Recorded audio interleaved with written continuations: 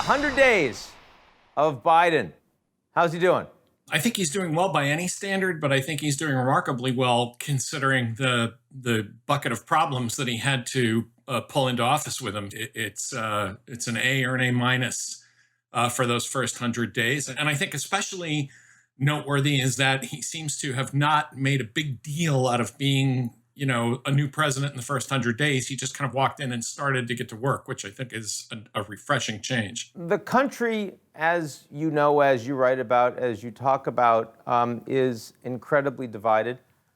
He became president at a particularly fraught and fractured time in the country broadly, as well as given the events that led up to his inauguration. Are there any indications in your mind that a Biden administration can actually, in any meaningful way, start to bridge that divide?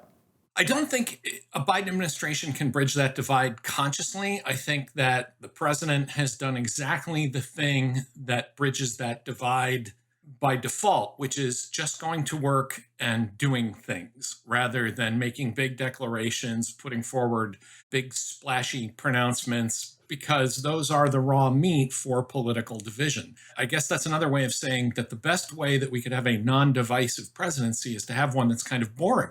Politics, in my view, ought to be boring. It shouldn't be something you have to pay attention to every minute of every day. And I think that's how Biden has approached the job. So I think insofar as he has approached the presidency as a job and as work to be done, I think that's really helped. But I don't think there's any way that the president can just step forward and say, now I'm going to, enact something that creates national unity. I just don't think that's possible right now. There are some splashy headlines around this administration. I mean, a $1.9 trillion relief package is unprecedented in recent times. The United States leading the world right now in rollout of vaccinations among major countries. I understand that Biden personally is not necessarily a massive headline generator, but do you think his administration has been uninteresting in that regard? Well, what I mean by uninteresting is doing workmanlike things.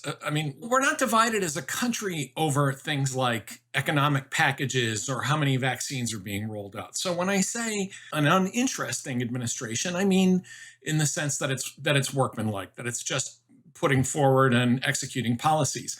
We're divided over kind of big, splashy cultural war stuff, and Biden just hasn't been a very good source of that for his opponents. We're not going to have big fights over whether the bailout is going to be $1.9 trillion or $1.4 trillion. That's not what people are arguing about in modern America. We're arguing about big cultural issues. And, Biden just hasn't been a good source of raw material for that. So I think in that sense, uninteresting is good.